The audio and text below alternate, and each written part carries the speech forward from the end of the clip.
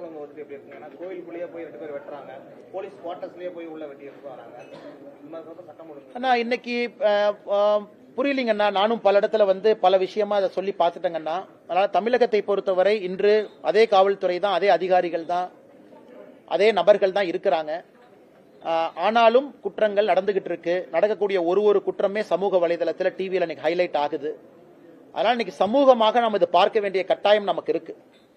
ஏன்னா இன்னைக்கு ஆட்சியாளர்களை பொறுத்தவரை நாம் ஒரு பக்கம் குற்றம் சுமத்திக்கிட்டு தான் இருக்கோம். அதாவது என்னை பொறுத்தவரை சரிதான். ஏன்னா எப்பொழுதுமே நாம் செய்வதுதான், ஆட்சியாளர்கள் தான் காவல்துறை கையில வச்சிருக்கிறாங்க, நடவடிக்கை எடுக்கணும். அதே நேரத்தில் சமூக விரோதம் என்பது சமுதாயத்தில் இன்னைக்கு அதிகமாகிட்டு இருக்கு. அது என்னன்னு எனக்கு தெரியலீங்கன்னா, ஒரு பக்கம் கஞ்சா புழக்கம் அதிகம், இன்னொரு பக்கம் கோர்ட்டு கொஞ்சம் இன்னெஃபிஷியன்டா இருக்கிறாங்க, தண்டனை வருவதற்கான வாய்ப்புகள் குறைவா இருக்கு. மூன்றாவது, குற்றம் செய்தவர்களே திரும்பி வந்து செய்யறாங்க. எனக்கு கோயம்புத்தூர்ல அந்த கேஸ் உதாரணமா எடுத்துக்கங்க. 3 நபர்கள் வர்றாங்க, இன்னொரு மாவட்டத்தை சார்ந்தவர்கள், படிக்கக்கூடிய குழந்தைகள், காரு, அது ஒரு அனானிமஸ் இடத்துல நிக்குது, அருவாளை வச்சு காட்டுறாங்க. இதுக்கெல்லாம் ஒரு தைரியம் எங்கிருந்து வருதுங்கண்ணா?